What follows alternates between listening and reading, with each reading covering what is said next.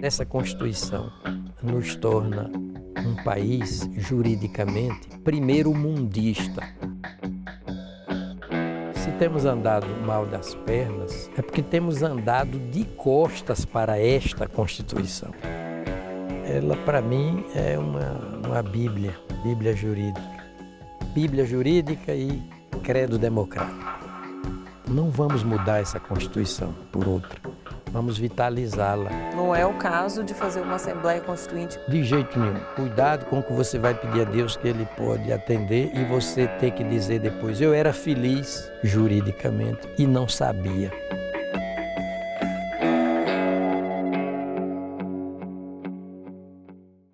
O senhor já disse em entrevista que o Brasil tem a melhor Constituição do mundo. O senhor continua achando isso? Continuo achando. É a melhor de todas as constituições brasileiras. E acho que no mundo não há uma que seja tão, digamos, atualizada, principiológica, naquele melhor sentido, né? De transformador, no melhor sentido, transformador de uma sociedade numa verdadeira comunidade. Ela, para mim, é uma Bíblia jurídica. E por ela é que a gente pode professar com segurança, ânimo, o credo da democracia. Bíblia jurídica e credo democrático. O senhor acha que é melhor para o Brasil ter uma Constituição assim analítica, ou seria melhor que a gente adotasse uma Constituição como a americana, mais sucinta? Pois é, no começo, pela prolixidade, né, da Constituição, adiposidade normativa, não fez regime de emagrecimento. Ela nasceu com 245 artigos e 70 na parte permanente e 70 na parte transitória. Era tida como Constituição prolixa. Era uma desvantagem. Porém, com o tempo, essa robustez normativa, essa expansividade material e também principiológica, isso tudo resultou proveitoso, porque praticamente tudo está na Constituição, né? Ela contém, embora sinteticamente, os principais princípios dos outros ramos jurídicos, das outras disciplinas, das outras províncias jurídicas. E se segurança jurídica, e se a segurança máxima é o ideal de vida coletiva, as empresas reclamam bem, né, por esse direito a uma segurança jurídica máxima. Segurança jurídica máxima é aplicar a lex máxima, a Constituição. E no Brasil, por essa principiologia rica, densa, né, copiosa, e essa materialidade expandida, é possível encontrar resposta para os problemas mais relevantes da coletividade, da comunidade, do Brasil, enfim. Isso, por outro lado, não engessa também a sociedade, porque as coisas mudam, né? Mesmo cláusulas pétreas, direitos e garantias individuais, a gente tem aí uma discussão hoje em torno da privacidade e o uso de dados, né? Com até um novo marco legal surgindo. Os princípios não mudam? Mas os princípios, por definição, eles são como que janelas abertas para o porvir, para o futuro. Eles têm uma textura de linguagem inevitavelmente meio aberta, o que possibilita ressignificações, reinterpretações. Claro que dentro de um sistema, né? Um novo par de olhos consegue enxergar na principiologia constitucional angulações normativas à altura dos desafios da vida, né, contemporânea e futura. É o que se chama hoje de mutação constitucional. É a Constituição que muda no seu conteúdo significante sem precisar de uma reforma. Interpretações feitas pelo Supremo Tribunal Federal? Tudo afunila para o Supremo, o que é compreensível. A vida é exigente de um ponto terminal. As coisas não podem se perder no infinito, resvalar para o interminável dialógico. E por isso é que os poderes afunilam para o judiciário, tudo termina no judiciário. O artigo 2º diz isso da Constituição. São 3 os poderes da União, independentes e harmônicos entre si, e vem uma ordem tão lógica quanto cronológica. O Legislativo, o Executivo e o Judiciário. E tudo afunila para o Judiciário, portanto, e dentro do Judiciário, tudo afunila para o seu órgão de cúpula, o que está no ápice do sistema de poder judiciário, do sistema judiciário, que é o Supremo Tribunal Federal. O próprio nome já diz. Supremo no Brasil é mais do que superior. Você tem 4 tribunais superiores. Um deles é o STJ, Superior Tribunal de Justiça. E acima de todos, o Supremo. Falou, está falado, é quem dá a interpretação derradeira. Isso não faz do Supremo e do próprio Judiciário mais poderoso do que os outros poderes? Não gera um desequilíbrio? Eu acho que isso faz parte da lógica elementar da vida. É preciso mesmo que haja um poder que fale por último. É como dizer, não se pode logicamente, democraticamente, civilizadamente, impedir a imprensa de que você faz parte, impedir a imprensa de falar primeiro sobre as coisas. Assim como não se pode impedir o judiciário de falar por último. Então, isso não é ruim. Pelo contrário, isso é civilizado, é democrático, é seguro, porque as decisões do Poder Judiciário são fundamentadas tecnicamente. O Judiciário se legitima pela fundamentação técnica das suas decisões, não é? E é um poder hoje, primeiro ele se estrutura em jurisdições, não é? Aqui no Brasil, culminando no Supremo. Então, uma jurisdição controla a outra. Há sempre a possibilidade de uma revisão. Quando, no caso do Supremo, são 11 pares de olhos sobre uma tese em abstrato, sobre uma causa em concreto. São 11 experiências, 11 vocações jurídicas, 11 notabilidades do saber jurídico, não é? 11 vocações, volto a dizer, e a sociedade acompanha como nunca, vigilantemente, atentamente, responsavelmente, exigentemente, criticamente, o trabalho do Poder Judiciário, em especial do Supremo, cujas sessões são abertas. Há uma interferência da sociedade nos julgamentos? O senhor vê isso como uma questão positiva ou isso é ruim para os julgadores, entre os quais o senhor já esteve? Eu entendo o seguinte, Thomas Jefferson, um dos primeiros presidentes dos Estados Unidos da América, governou, quero crer, de 1801 a 1809, era um pensador. Ele disse, o preço da liberdade é a eterna vigilância. Então a democracia leva a população a internalizar essa ideia-força de vigiar, cobrar, chegar junto. Então a sociedade, não é, influencia as decisões do Supremo, não no sentido de obrigar o Supremo a cortejá-la, a cortejar a sociedade, não é isso. Mas obrigar o Supremo a dar satisfações a ela. Como? Fundamentando o Supremo muito bem tecnicamente as suas decisões. Então essa influência da sociedade torna o Supremo proativo interpretativamente. Ele requinta, ele refina, né, na sua análise dos fatos e na sua interpretação do sistema jurídico, porque sabe que estará mais e mais cobrado por uma sociedade de que a imprensa faz parte, que também mais e mais entende da Constituição. É o fenômeno da popularização da Constituição. São 2 fenômenos. Primeiro, da constitucionalização de todo o direito, por aquela principiologia copiosa e a materialidade expandida da Constituição de 1988. Isso é inerente à democracia, não concordei e vou ao Supremo. Não concordei e vou ao Supremo, isso é inerente à democracia. As coisas se encaixam em congruente unidade, as coisas têm lógica.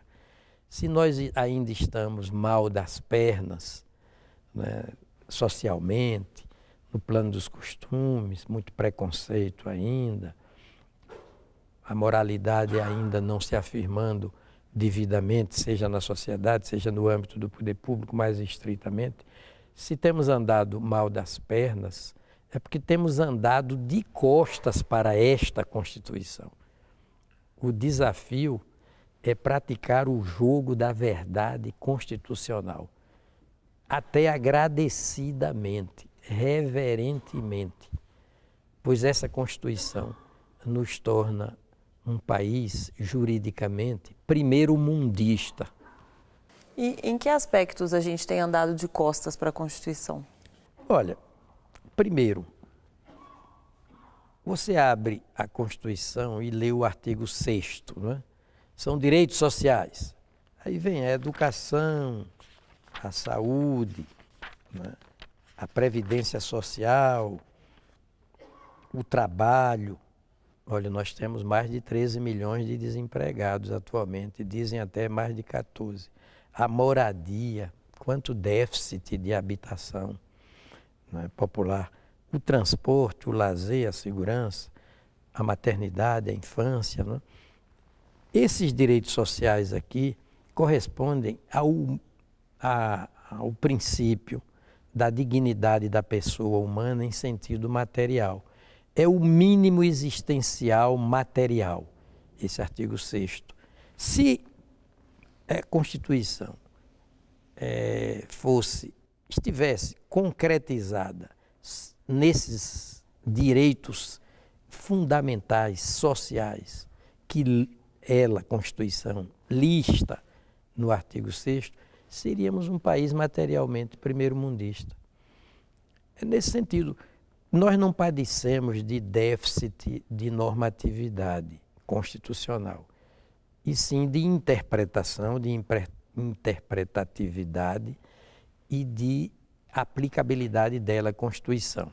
Vale dizer, a Constituição já não se preocupa, vou me permitir falar bem coloquialmente, não se preocupa com o eventual cara do poder. Ela se preocupa com a cara do poder, a fisionomia do poder. E pouco importa quem governe, o que interessa é como se governa. O senhor acha que o texto é atual, então carece de aplicação? Sustentável. É preciso que a gente projete sobre esse texto orgulhosamente, agradecidamente, volto a dizer, reverentemente até, um novo par de olhos.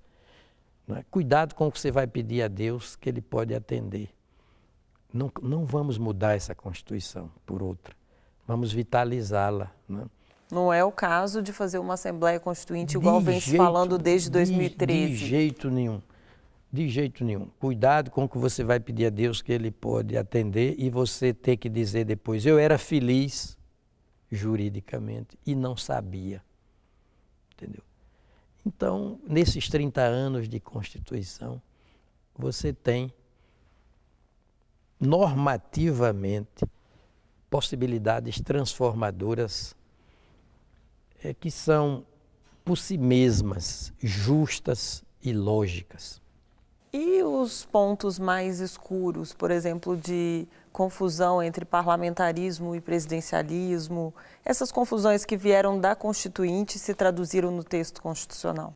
Olha, a Constituição não é uma obra perfeita, eu não estou dizendo isso. Eu estou dizendo que, em linhas gerais, ela é uma boa Constituição, até porque é democrática.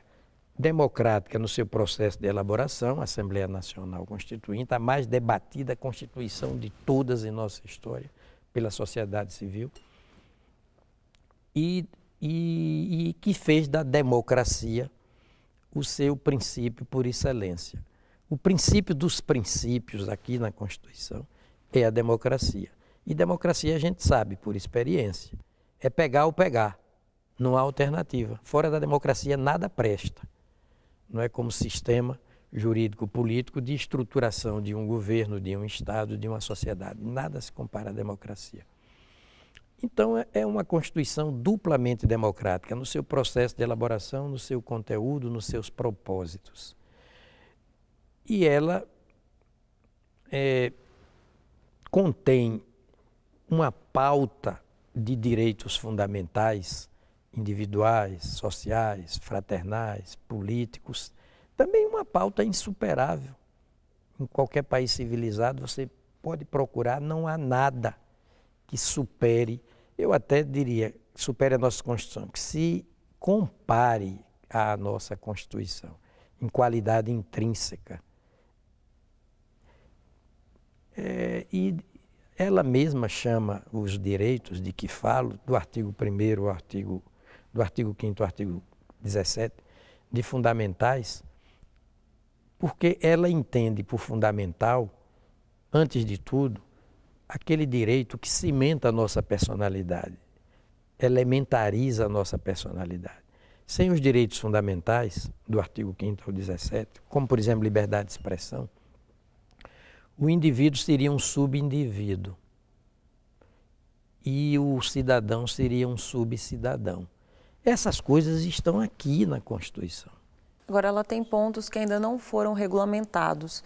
É o caso de se fazer pequenas reformas nesse texto, de regulamentar o que está faltando? Eu acho que já mexemos demais na Constituição. 100 emendas, dar uma quase, pausa 99. Para reinterpretá-la, ressignificá-la, tecnicamente, fundamentadamente. Sem esse frenesi, essa pressa em mexer no texto constitucional, numa espécie de frenesi mesmo, freneticidade. A Constituição tem sido mexida com uma fertilidade ou uma fecundidade de hamster, porque a fêmea do hamster ovula a cada 9 dias.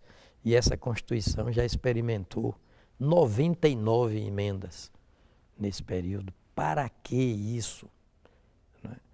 Uma vez o ministro Carlos Veloso, do Supremo Tribunal Federal, apropriadamente disse que a Constituição tem sido mexida tanto, e o mais das vezes, não pelos seus defeitos, mas pelas suas virtudes. Olha. Ou seja, um retrocesso. Um retrocesso. Um retrocesso. O senhor acha que isso está acontecendo nesse momento de crise política, de descrença nas instituições políticas? A crise pode ser vista também por mais de um prisma, né? Como tudo. O notável teólogo Leonardo Boff disse apropriadamente, né? Como sempre, ele sempre fala com propriedade. Ele disse, ponto de vista é uma vista a partir de um ponto. Todo ponto de vista, toda opinião, todo entendimento é uma vista a partir de um ponto subjetivo, né? Logicamente. Por exemplo, pessimismo ou otimismo. Eu sou otimista, porque o otimismo, o raciocínio da gente, a cabeça da gente, não tem como separar otimismo de propositividade, otimismo de imaginação criativa. Toda pessoa otimista tem imaginação criativa, é propositiva, não é? Mesmo quando dizem para ela, olha, chegamos ao fundo do poço, aí o otimista diz, mas olhe lá, o fundo do poço pode ser de areia movediça e pode ser de molas ejetoras. Você sempre tem um visual superador das dificuldades. O pessimista só vê dificuldades nas possibilidades. O pessimista. O otimista só vê possibilidades nas dificuldades. Então, esse é um momento de imaginação criativa. Quando o Supremo Tribunal Federal dá uma decisão sobre uma matéria ainda não regulamentada pelo Congresso, por exemplo, no caso do foro privilegiado, que é uma proposta de emenda constitucional, ele também não está mexendo na Constituição? Eu passei pelo Supremo, quase 10 anos. participei de tantos debates acalorados, né, focados. O senhor foi relator de processos polêmicos. Isso, células tronco embrionárias, homoafetividade, liberdade de imprensa, né, proibição de nepotismo, possibilidade de acumular salários às custas do empregador, respectivo empregador. E aposentadorias espontâneas às expensas do sistema de previdência, o humor na televisão, cotas raciais, cotas sociais. Né? Eu consegui emplacar leading cases, modéstia à parte, modéstia de lado, importantíssimos, sempre à luz dessa Constituição. E algumas vezes acusado de ativismo judiciário. Nunca houve isso. Uma coisa é ativismo, usurpação de função legislativa. Outra coisa é proatividade interpretativa. É mudar o par de olhos para desentranhar da Constituição angulações normativas que já estavam lá, apenas insuspeitadas à falta de um envolvimento maior, de uma profundidade analítica, de uma responsabilidade cívica também ainda maior. A diferença é bastante sutil, né, ministro? Não, porque você explicita, põe a sua interpretação, põe o preto no branco, como se dizia antigamente. Você explicita, declina, revela o itinerário do seu raciocínio, as sinapses normativas que você fez, né, ao estudar o caso, ao analisar uma tese. Tudo é à luz do dia. Tudo é explicitado, você se expõe às críticas gerais. Então, eu não vejo o Supremo como um legislador espúrio. Ele não é legislador coisa nenhuma, nem negativo. Eu não gosto da expressão legislador negativo. Nem positivo, nem negativo. Ele é um intérprete e aplicador da Constituição em última instância. Pronto. O Supremo é a instância derradeira, é a última, e a extrema, não há outra, entendeu? Tudo afunila para o Supremo Tribunal Federal, porque civilizadamente e democraticamente é assim que se faz. Nesses 30 anos de Constituição, o senhor acha que a gente está caminhando para um amadurecimento democrático e fortalecimento das instituições, ou nesse momento de crise política a gente está mais caminhando em direção a uma ruptura? Não. Nós estamos acertando o passo das nossas instituições. Nós estamos na dificuldade nos repaginando, projetando de nós mesmos, do país como um todo, uma versão melhorada, uma imagem melhorada. Me lembro até de Rui Barbosa dizendo salvação sim, salvadores não, querendo com isso mostrar que a vida deve gravitar em torno das instituições e não de pessoas. Mas depois dele, Brecht, o alemão Bertolt Brecht, disse: triste de um povo que precisa de heróis, de líderes, de chefes. Nós precisamos de instituições. E estamos caminhando para o fortalecimento das instituições. Quando os homens, os agentes públicos, servem às instituições públicas com fidedignidade, as instituições públicas servem às suas finalidades, também com fidedignidade. Quem serve bem a sua instituição antecipa o bom serviço de sua instituição à sociedade. Nós estamos buscando um novo elo de pertencimento ao Brasil. Nós não precisamos morar em outro país, precisamos morar em outro Brasil. E vamos fazer isso, vamos chegar lá. Veja que no campo penal mesmo, a partir da ação penal 470, chamada coloquialmente, né, prosaicamente, de mensalão, nós conseguimos erguer andaimes jurídicos legítimos para pegar o pessoal do andar de cima que incidiu em delinquência. O princípio republicano de que todos são iguais perante a lei, artigo 5º da Constituição, cabeça, chegou para a lei penal, chegou para a lei eleitoral. Já se sabe hoje que é crime o Caixa 2, crime eleitoral. Porque quem começa pelo caixa 2 termina no diaba 4. O mesmo Thomas Jefferson, de que falei há pouco, dizia: a arte de governar consiste exclusivamente na arte de ser honesto. Nós chegamos a essa conclusão. Nós temos direito a um governo honesto.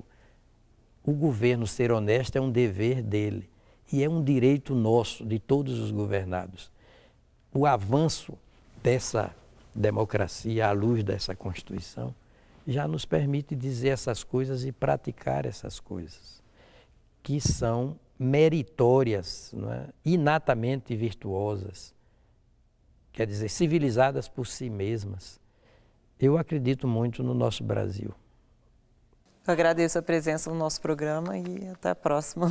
Até a próxima.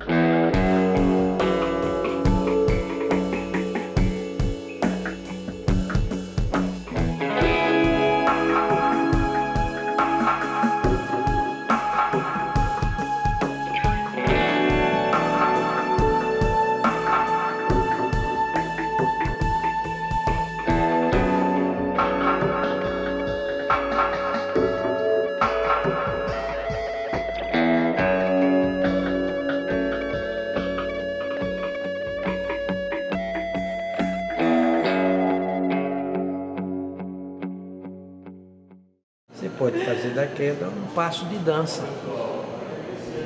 Quem disse isso? Seu conterrâneo, Fernando Sabino. Esse aqui é o desafio.